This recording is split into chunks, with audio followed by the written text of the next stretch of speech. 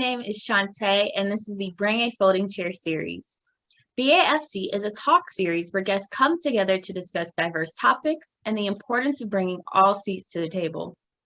Today's topic is the power of connectivity, what I wish I'd known.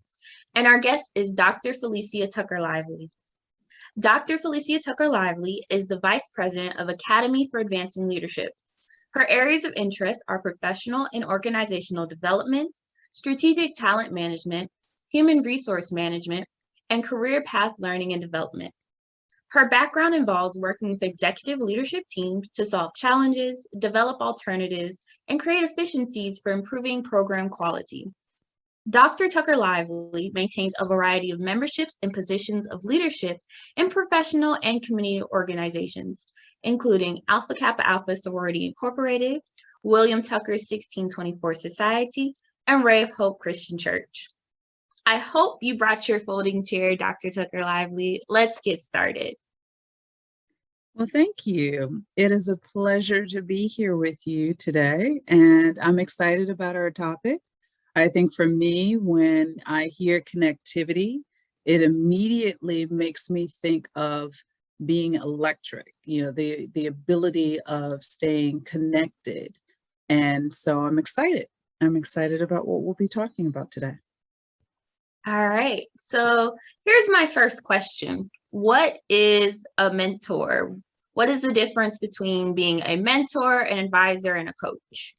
Okay. Well, that is a great question. And I think the best way to dig into or unpack that question is to first think in terms of what's your goal?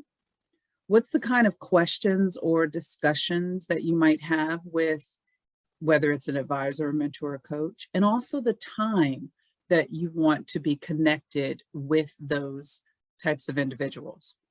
So let's start with an advisor. So generally, an advisor is the type of individual that you're going to that person for a specific outcome, to achieve a specific outcome or resolve a specific problem. It's a short term that you might be engaged or connected with that person. And in many cases, you're also trying to achieve answering specific questions or challenges. Now, we all hear a lot of people talk about mentors. And so the difference between a mentor, the time frame might be longer or to a specific time frame, such as maybe you need to or are interested in working with a particular mentor for 6 months, a year, or thereabouts. So the time frame is definitely longer than an advisor, and the questions that might be discussed are more focused on that mentor has experience with something that you're interested in learning more about, or that mentor can share wisdom or knowledge.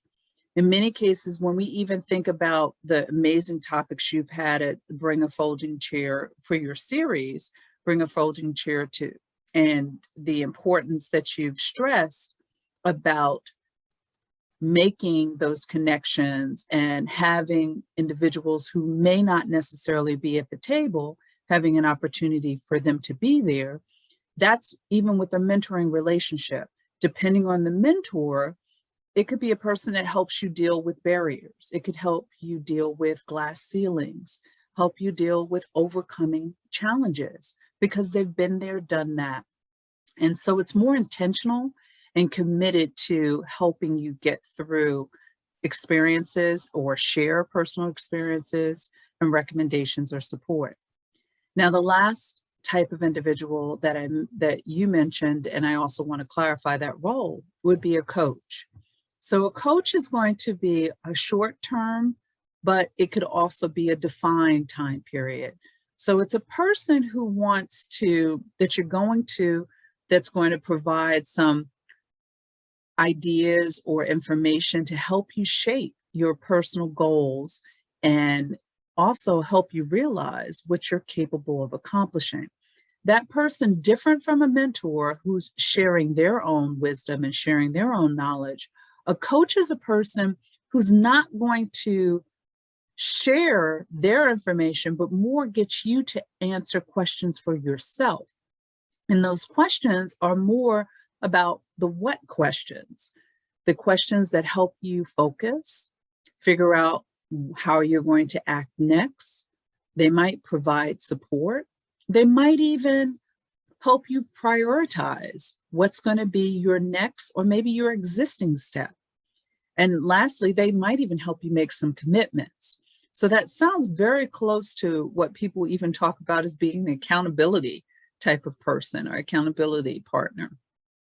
And another thing I want to share with you, Shantae, is that a coach also is going to help you focus on 3 specific types of areas, such as they'll help you reflect, they'll help you achieve, and they'll help you develop. So I know already you're wondering, okay, what exactly does that mean? So with reflecting, that could be as simple as what should you do more of? What should you do less of? Or where's the difference? What's the target that I should do when I'm thinking about a specific approach that I want to do or a specific new venture? All of those things, those questions, a coach might help you challenge yourself to get to those questions. Now, I did say achieve. So achieve will come in place of what do you wish to accomplish? And so that coach is going to ask those what questions of what does success even look like? You know, why are you excited about something and what is it? And then lastly, the developing questions have to do with what types of knowledge, exposure, experience, what do you need to enhance what you want to do? So that's why I say a coach is different in the sense that they're going to ask those what questions that help you examine what it is that you're interested in doing. So hopefully that provided a little bit more clarity on the difference between advisor, mentor, and a coach. It did. It just basically showcased that. So a mentor is more of a longer lasting relationship, possibly more, even a more personal one.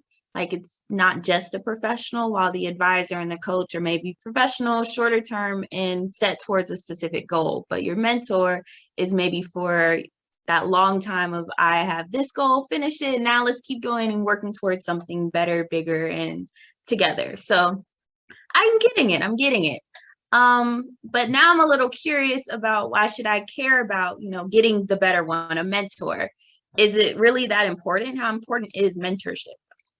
Well, I definitely think it's very important. And I liked how you started this segment off by saying the importance of connectivity. One thing I would love to share is that when I look back at how I started whether it was my educational career, my professional career, oftentimes individuals get so focused on achieving the goal that they forget that it's important to communicate with others, stay connected with others, because there are some of those bumps and bruises that other individuals might have done or experienced that can shed light on what you need to stay away from or what you might want to explore. It's that simple analogy when you hear people say, do you really need to put your hand on the stove to see that it's hot? So oftentimes people said, if a person has gotten burnt by something, do you have to say, well, yeah, I understand you got burnt, but I'm less concerned about you. I'm going to go try it for myself. Sometimes there's individuals where a mentor, because they're sharing their wisdom and their experience, can be extremely valuable. And so that's why I would say it's important to keep that in consideration. Okay. Do you think having a mentor, advisor, or coach can be that you can have them at the same time, or maybe you have different ones at different portions of your life? Like when you were younger, did you have any mentors? So to answer the first part, yes, you can definitely have multiple individuals who are going to take on a variety of roles in your life. And so you may find yourself having a professional mentor. You may have a personal mentor. You may have a specific interest, hobby, and you have a person who's mentoring in that particular capacity. So you're going to have a variety of individuals that are going to fit certain scenarios depending on what your needs are. And in the case of advisors, oftentimes people are familiar with advisors, particularly in educational settings where you might have had an advisor that was in your high school, an advisor in college. Yeah, it makes me think of graduate school advisors. Exactly. So oftentimes you might have an advisor and they're there to help you get through a specific question or a challenge. And so, yes, you might have that person at the same time that you may have a lifelong mentor. And so it's okay to have multiple sounding boards that you can go to and discuss things. And I strongly encourage that because it's very helpful as you're trying to get answers to things that you might be interested in doing. Okay. So back to the second part of the question I had asked you. Did you have any mentors, advisors, or coaches when you were younger? And then in comparison, do you have any now? So yeah, I was hoping you might have forgotten about that question. So yes, so I would say that I was one of those individuals that learned the value of, just as our title is, connectivity. I learned it later in life, and that's why I wish I had had conversations such as this earlier on. So yes, I had advisors, in high school and college, but I didn't realize the importance of, say, a mentor or even a coach till later on. Possibly it was more at the end of my undergraduate year into my graduate school, and even when I pursued my PhD. That's when I really began to value the importance of having a mentor.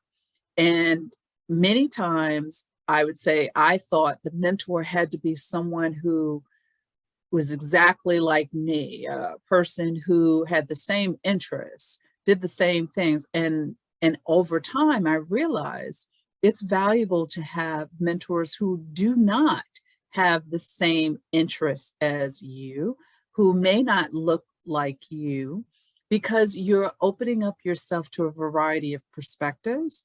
And so that has been more valuable than anything, having that lesson and learning that. So yes, I do have mentors, and I also have served as a mentor to others. Okay, that was going to be my next question. Yeah, I do think it is important to have a diverse circle of mentors, advisors, coaches, even friends, so you can have just be open to different perspectives, experiences, and like you were saying, those people will be able to share their experiences with you. So, don't have to go touch the hot stove. Somebody has already done it and is able to tell you of that. So you are right now a mentor, that's what you just said, but are you also an advisor or a coach to a person or a group of people? So I have served in those capacities as well. So with the advisor, when someone just had a quick question, wanted a direction, being able to know that if they needed to reach out, they could do so. So I have served in that capacity. Most recently, I've served as a coach. And in many cases, that fell more into, I either specifically knew information, say, for example, assessments, different professional development tools, and someone's trying to unpack what this meant. So then individuals might have come to me to ask questions, and at the same time, I'm helping them reflect, helping them achieve their next goals, and also helping them develop an action plan. So yes, I have done that as well. Okay. So I somehow have gotten a couple mentors. I mean, of course, we've talked about advisors, and those are through possibly school or professional capacities, professional locations and things. Somehow I've gotten some mentors. I think it was just me just staying in contact with some people and just being like a thorn in their side. But what do you think are the steps to like getting a mentor? How should we ask people to be a mentor? It seems a little scary. So I love how you said being a thorn in individual's side. So yes, sometimes you do have to be very persistent, but being very serious about the topic, that it's it's difficult sometimes to establish a mentoring relationship. And the reason why I say that is because you want to make sure it's a good fit. Sometimes you might go to someone and say or see from a distance that this is an individual that I would love for them to mentor me. Well, that person may not see the same thing as far as being reciprocating the interest or desire to be connected in that capacity. Maybe the person sees themselves as only being an advisor to you, that you come to them for a question, they answer the question, and it's a short-term thing. So really establishing what your goals are key. And then as well as being very upfront when you have figured out a particular person that you're interested in connecting to, being upfront to say, I'm interested in this. Can you assist me? And then even establishing what's the time frame that you might be interested in doing. But then at the end of the day, respecting enough that if that individual says, well, I may not be the right person for you, or I have a suggestion of someone else, knowing that that's not a ding to you to say that they're not interested in you, but maybe they've realized up front that they're not the right fix for what you're interested in achieving. And so that's why I say it can be very difficult in making those connections. But I think the most important part is communicating, going after what you're interested in, doing your research to see first and foremost, is that person really the person that will help you get to the goals that you're setting for yourself? So it's a lot of work on the front end, but in the back end, if you make the right connections, I think they could be very valuable. So how would I go about making these connections? I know some of the people that I have had as these mentors and advisors are due to like proximity. I was in a group, like a scholarship group, Raisers Edge Global, and was able to get the director as basically like one of my mentors and stay close with her. Or I was in an internship and that person I was under is now my mentor because I've stayed in contact with them. How, if I'm not in that same proximity or in a group with the person, how would I kind of get in contact with them? Do I just contact people on LinkedIn and say, your profile looks amazing, I would love to talk to you? That's a start. That's definitely a start. But yes, I mean, there's going to be a variety of different ways in which you make connections. First one is what you've just stated. Oftentimes, we're able to make our best connections because we've built relationships with those individuals already. They've gotten a chance to see who you are, what your character is, what type of integrity do you have, what kind of professionalism do you have. And so they're then able to pour into you, just like you might have poured out, either if it was a project or a work effort or a school effort, they're able to pour into you because they've gotten a chance to see who you really are. I would say that those are oftentimes some of the strongest types of relationships, mentoring relationships that a person can build because, again, you've gotten a chance to get to know the individual. But you're right. There are going to be times when you can't necessarily just because of proximity have a relationship with an individual, because it could be, I know in the case of with you and your interest in marine biology, environmental science, and so many different things, your geographical location may not necessarily mean that all the mentors that you'll be interested in are going to be in your backyard. So with that, oftentimes people can begin connecting by joining, whether it's different groups, different associations. Some are local, some are regional, some are national. Become involved in different things where people can begin to meet you that way is another way to build relationships. Oftentimes people are associated to things, whether it's clubs or, sports or interests, or even part of their institutions where they may have alumni groups. You want to get involved into those so that, again, you're getting a chance to expand your network. And by expanding the network, you're building relationships, which are key. I think it all starts there. you're building relationships, and then you can approach some of those individuals and say, I think we've got synergy here. I would love to have additional conversations with you, possibly see if you would be interested in mentoring me, and start there. Now, the last possibility is the one that you kind of hinted to, where you might write someone and say, I think you're amazing. I'm XYZ, interested in this, and this. And I would love to have an opportunity to connect with you to discuss.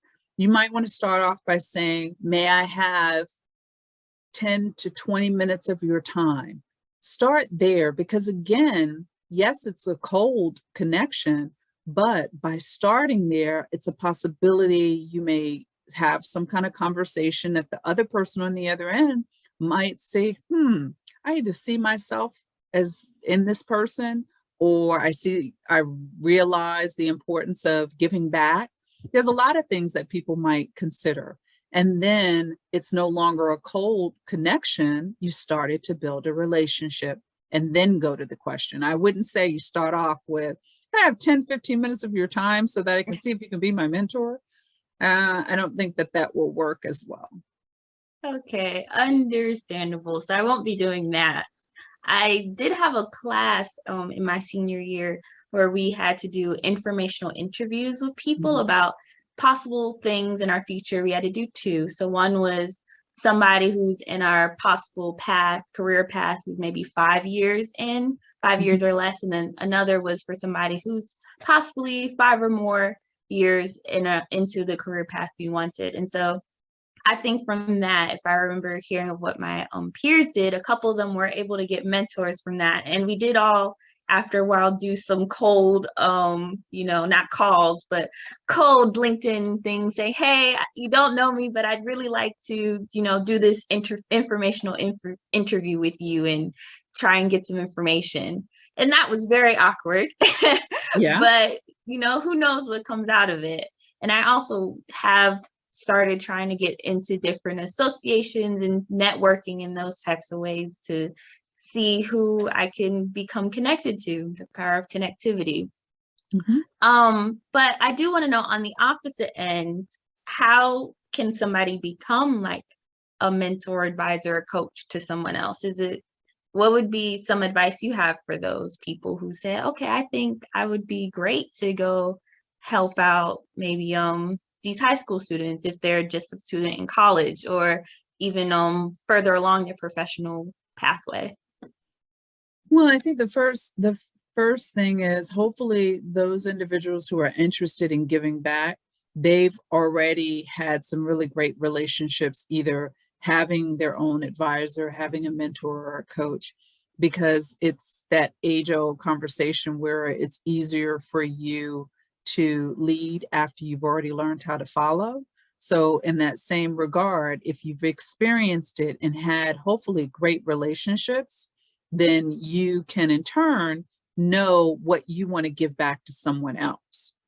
And so I think the first thing is figuring out, if that is something that you're interested in doing, figuring out where you want to do it. You've mentioned a couple of options, such as if someone wanted to go back to a high school and say, I'm available to provide some advice or provide mentoring relationships. There's a lot of mentoring programs that are being established, but the biggest thing has to be, you have to be true to what kind of time you're able to give.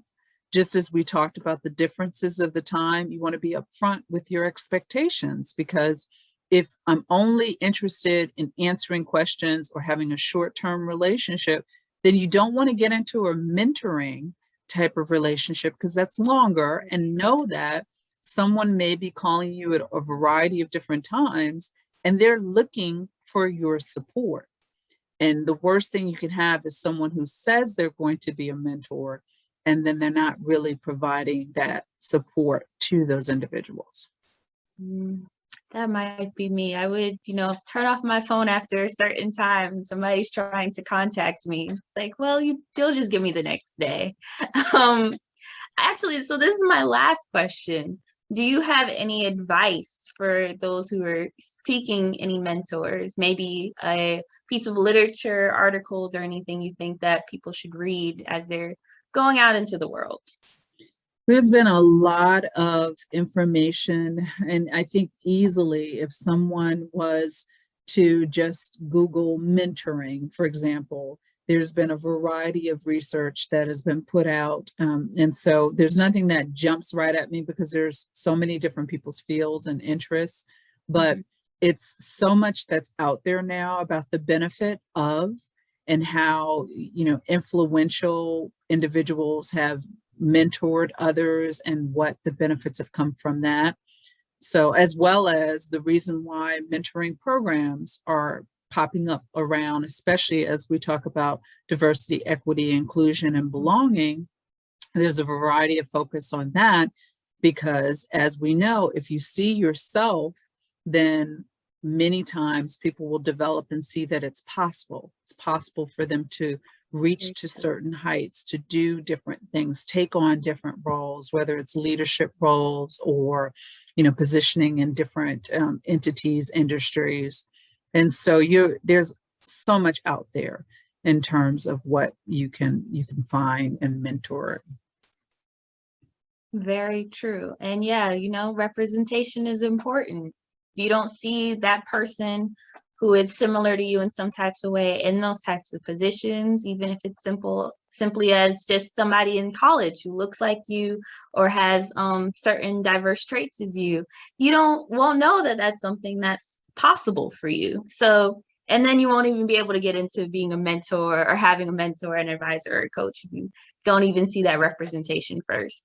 So thank you so much, Dr. Tucker-Lively, for doing and talking to us about the power of connectivity. I really enjoyed you being my guest for today, as well as bringing your chair to the table. This was very informative, and I feel like I understand the differences between a mentor, advisor, and a coach a lot better.